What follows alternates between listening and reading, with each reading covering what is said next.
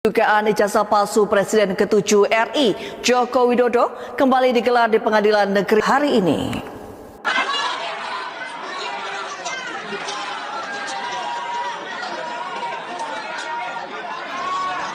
Sidang belum selesai. Sebagai Jokowi dan anak-anaknya masih terima pensiun dari negara ini, rakyat Indonesia berhak untuk menanyakan ijazahnya. Benar atau tidak salah? Karena itu modal dasar untuk menikmati fasilitas negara atas nama rakyat. Mungkin Dewan Pengawas dan Antara juga ya? Iya.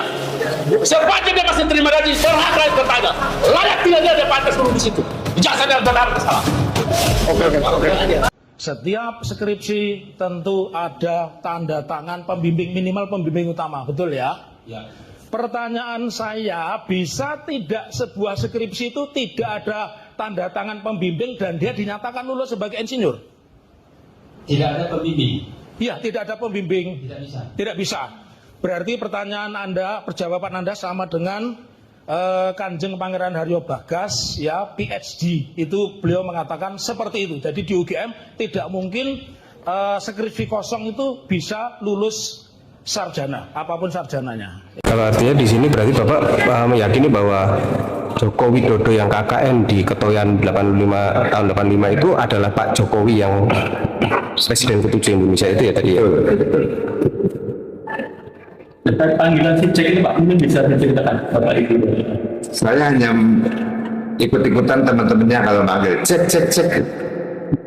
Jadi untuk lawal-lawalnya, sebenarnya saya juga tidak berani panggil orang. Kita bukan teman ya, jadi hanya kesempatan. Jadi hanya dengar saja. Cek.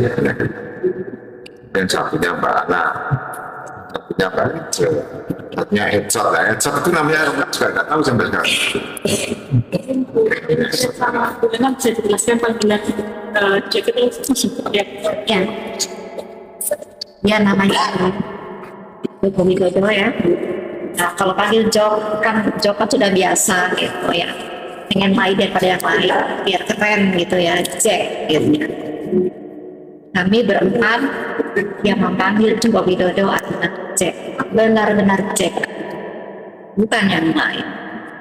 Dari itu awal dari situ nama ceknya ya, dipanggil situ ya, sebelumnya belum pernah. Ya selama KKN kita kan mungkin ada kedekatan ya. Jadi kita untuk Mas Eko itu Mas Ecot kan. Oh cek. Kita dengan Pak Jokowi itu cek. Pak Jokowi gimana kalau Pak dipanggil cek itu responnya? Oh positif. Suka berarti. Oh suka. Jadi kalau hari ini diputuskan telah terbukti ijazahnya palsu. Karena apa? Karena apa? Ada yang bersaksi bahwa yang ada di ijazah itu berbeda dengan orang yang dia lihat. Jadi begitu. Dan Pak Rujito juga sudah memberikan keterangan bahwa ijazahnya itu sangat berbeda dengan yang ada dimuat oleh Dian Sandi. Baik rekan-rekan media semua, hari ini Oke, silakan teman-teman dari Kompas, dari iNews, CNN ya. Baik, kita nanti dimulai dari abang saya Pak Wirawan Adnan ya, silakan Bang. Ya oke. Bismillahirrahmanirrahim. Assalamualaikum warahmatullahi wabarakatuh. Satu hal kalau tadi ditanyakan biar dikawal ya. Oke, gugatan si LSI yang ke-1 ingin membuktikan apakah ijazah yang dimuat oleh Dian Sandi itu asli atau palsu. Hari ini telah memperoleh jawabannya. Apabila tidak ada saksi lain, itu hari ini telah memperoleh jawabannya bahwa ternyata itu palsu. Karena apa? Karena apa? Satu adalah dibuktikan oleh apa yang dibawa oleh saksi Pak Rujito mengatakan bahwa itu sangat berbeda dengan aslinya. Baik dari segi tekstur. Pak Gurosono masuk, Pak Gurosono biar di sampingnya Pak telah disaksikan. Juga telah disaksikan oleh saksi utama saksi utama kita adalah King witness kita hari ini yang mengatakan bahwa apa yang dilihat secara langsung Pak Jokowi dengan apa yang ada di ijazah itu sangat berbeda orangnya. Baik wajahnya, bibirnya, telinganya, hidungnya, giginya semua berbeda. Sehingga bukan orang yang sama. tujuan kami menggugat adalah supaya membuktikan apakah ini palsu atau asli. Hari ini telah terbukti bahwa berdasarkan kesaksian berdua adalah palsu. Apabila gitu. Dan kemudian jangan lupa polisi juga kita gugat hari ini, juga tidak bisa menunjukkan yang disitanya, tidak bisa ditunjukkan. Sebetulnya kan tidak kesulitan apabila tergugat satu Pak yang diwakil tergugat satu Pak Jokowi itu adalah mengatakan masih pinjam, masih pinjam ke polisi. Lah polisinya kan ada di sebelahnya. Sebagai tergugat empat seharusnya kan mudah untuk diserahkan gitu ya. Jadi menurut kami adalah mengapa polisi kami gugat supaya tergugat satu tidak berkelit bahwa yang dokumennya itu sedang disita oleh polisi. Harus berbeda barang bukti dengan barang titipan. Iya, monggo Pak Urgaja. Semuanya edukasi pada masyarakat. Jadi kalau sudah dinyatakan barang bukti, berarti itu diduga barang hasil kejahatan atau barang yang merupakan diduga dilakukan untuk melakukan kejahatan tadi. Jadi harus ekstra hati-hati bicara tentang bukti dan sebagainya, alat bukti, barang bukti gitu. Jadi sangat. Halo teman-teman sobat politik yang berbahagia pada hari ini. Selamat datang di channel saya, Ruang Aspirasi, tempat di mana kita mendiskusikan berbagai isu publik secara jernih, rasional, dan objektif. Baru-baru ini, perhatian publik kembali tersita oleh kelanjutan persidangan mengenai dugaan ijazah palsu milik Presiden ke-7 Republik Indonesia Joko Widodo. Isu yang bergulir di pengadilan negeri ini memicu perdebatan sengit di tengah masyarakat. Ada pihak yang meyakini telah menemukan bukti-bukti ketidaksesuaian fisik pada dokumen. Sementara di sisi lain, pihak-pihak universitas terkait serta pendukungnya menegaskan keabsahan dokumen tersebut. Hari ini, kita akan membedah dinamika persidangan ini secara mendalam tanpa bias politik. Dalam persidangan terbaru, pihak penggugat melalui penasihat hukumnya menghadirkan saksi-saksi yang memberikan kesaksian mengenai perbedaan fisik dokumen. Menurut argumen yang disampaikan di hadapan media, terdapat klaim mengenai ketidaksesuaian tekstur kertas hingga perbedaan ciri fisik visual jika dibandingkan dengan dokumen asli seangkatannya. Pihak penggugat memandang kesaksian ini sebagai poin krusial untuk memperkuat dalil-dalil gugatan mereka. Namun, di sisi yang berbeda, kita juga harus melihat bahwa institusi pendidikan seperti Universitas Gadjah Mada sebelumnya telah memberikan klarifikasi resmi yang menyatakan bahwa dokumen kelulusan tersebut adalah sah sesuai dengan catatan akademik yang mereka miliki. Pertanyaannya, kemudian mengapa polemik ini terus berlanjut dan memicu kegaduhan yang berkepanjangan di ruang publik? Persoalan ini bukan lagi sekedar permasalahan hukum di dalam ruang sidang, melainkan telah bergeser menjadi komoditas opini yang membelah rakyat. Ketidakpastian atau keengganan untuk membuka data secara gamblang di awal dinilai oleh sebagian pengamat menjadi pemicu utama mengapa isu ini terus berkembang luas. Dampaknya pun turut menyeret kredibilitas institusi akademik dan aparat penegak hukum. Ketika sebuah universitas besar atau lembaga negara terlihat dalam pusaran kasus hukum yang menyangkut tokoh tertinggi negara, independensi dan profesionalisme mereka diuji secara langsung di mata publik. Opini netizen dan masyarakat pun terbelah. Sebagian menuntut transparansi total demi kemajuan hukum bangsa. Sementara sebagian lainnya melihat hal ini sebagai dinamika politik semata. Sebagai warga negara yang bijak, penting bagi kita semua untuk tidak tergesa-gesa mengambil kesimpulan emosional. Proses hukum di pengadilan adalah wadah konstitusional yang sah untuk menguji kebenaran materi suatu perkara.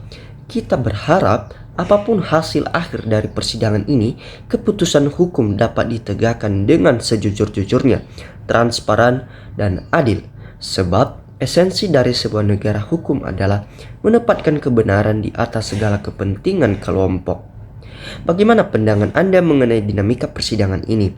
Apakah Anda melihat sebagai langkah penegak hukum yang perlu dikawal atau ada sudut pandang lain yang ingin Anda sampaikan? Sampaikan aspirasi dan analisis cerdas Anda secara bijak di kolom komentar di bawah. Jangan lupa untuk menyukai video ini jika Anda merasa bermanfaat, dan silakan subscribe di channel ini agar kita semua akan terus melek politik. Dan sekarang saya akan membacakan komentar-komentar netizen mengenai video cuplikan tadi. Ya sobat politik, ini teman kita Purbowo katanya, udah biar rakyat yang menghakimi Jokowi biar cepat selesai. Ya sobat, ini saudara Ripki Bat Joeri katanya, ya Allah tolonglah orang-orang yang berjuang demi kebenaran. Ya sobat, ini ada saudara Suherman katanya, ayo tuntaskan kasus ijazah palsu, siapapun yang melanggar hukum harus diadili. Ya ini saudara Rosi katanya, semoga Allah menunjukkan kebenarannya. Ya sobat, ini saudara Syahbudin katanya, alright mantap, bongkar habis-habisan biar jelas. Ya sobat, ini saudara Queen Tria Yuna katanya, yang bohong dan yang menutupi kalau terbukti hukum berat itu. Ini saudara Abdul, betul sekali. Ya ini saudara Bebana Sumansa katanya, kadus ijazah fiktif Jokowi adalah peperangan antara rakyat Indonesia melawan barisan Londo Ireng. Ya ini dari saudara Simon katanya, ya Allah sadarkan orang-orang Indonesia ini, ya Allah ya Robi. Ya ini saudara Ida Putus Yastuti katanya, saksi palsu bisa diperkarakan dong. Ya sobat, ini saudara Dance Chat Channel katanya, semua ada akhirnya. Yang berbuat jahat pasti musnah walau tidak secara langsung. Ya sobat, saudara Sesi Morni katanya, sejak awal di Solo sudah menipu karena dia memang disiapkan untuk merusak Indonesia. Ya sobat, saudara Ami Mangheran katanya, semoga Allah SWT melindungi hamba-hambanya yang berbuat kebaikan di dunia fanane mak ok trimkas. Ya sobat, saudara Anjar Sumirat katanya, yang paling menanggung dosa itu mereka yang tahu kebohongan tapi pura-pura tidak tahu. Ya sobat, saudara Yahudi Nalmar katanya, hukum. Ya ini dari Anti Termul 2045 katanya, mantap keributan di sidang. Ya ini dari saudara Taman Rosid katanya, tim pembela Roy Suryo dan kawan-kawan adalah pembela kebenaran, pembela tim Termul adalah pembela bayaran.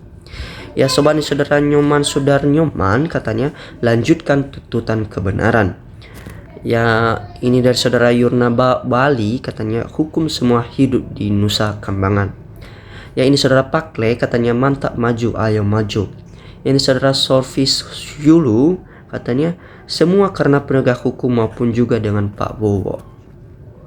Ya sobat, ini saudara Bangarges katanya, bermanuverlah kalian, bertolong menolong dalam kebohongan, biar bisa kalian bisa menang, tapi ingat cepat atau lambat semua akan terbatas. Ya sobat, saudara Samari katanya, ingat masalah kesalahan pasti terungkap Tuhan tidak tidur. Ya sobat, saudara Marnira katanya, saya orang desa, saya kalau melihat foto ijazah saja meragukan. Ya sobat, saudara Will Hefni katanya, mari bersatu melawan ketidakkebenaran dan tidak kejujuran. Ya sobat, saudara Damiri katanya, tetapi perjuangan kebenaran dan keadilan serta kejujuran di negeri tercinta ini. Ya sobat, saudara Anak Hidayat katanya, semangat para pejuang kebenaran, lindungilah mereka, kuatkanlah mereka, amin. Ya sobat, saudara Hadi Suprastikno katanya, betul polisi harus digugat juga karena melindungi kejahatan. Ya sobat, saudara Suratmin katanya, berjuang terus demi kebenaran. Ya sobat, saudara Umi Hani katanya, alat yang waras kalau memang asli pasti dengan rasa bangga pasti ditunjukkan, tidak berbelit-belit, tidak berlarut-larut. Ya sobat, saudara Iskandar Kandar katanya, semua yang terlibat harus dihukum berat dan diadili.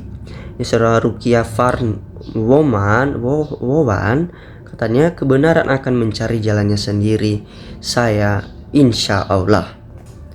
Ya sobat saudara, Yuniastuti katanya, ingat para hakim, saksi akan dihisap, tidak bisa hanya minta maaf.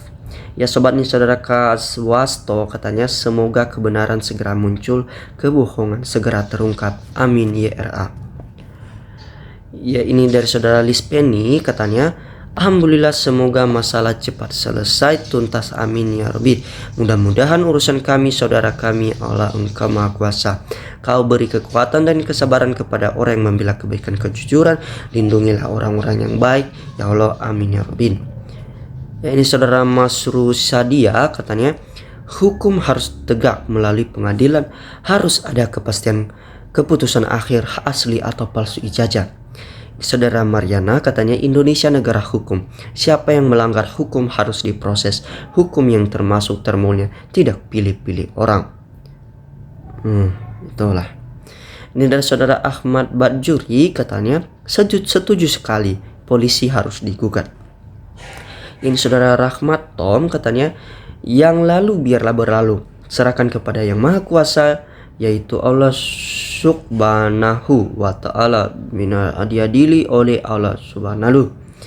Ya sobat saudara Syah Syuri Syamsuri katanya, hati-hati dan waspada dengan orang pembohong karena berperilaku licik dan jahat. Ya sobat saudara Parore katanya, maaf kali semua saksi palsu harus diproses secara hukum bro. Ya sobat saudara Rusniadi katanya, semua orang harus diperlakukan sama di mata hukum. Ya sobat politik, demikianlah komentar-komentar netizen mengenai video cuplikan tadi. Jika kalian mempunyai komentar kritis lagi, silakan salurkan aspirasi kalian di kolom komentar. Saya Ruang Aspirasi izin undur diri. Terima kasih telah menyimak video saya dari awal hingga akhir. Salam NKRI, harga mati.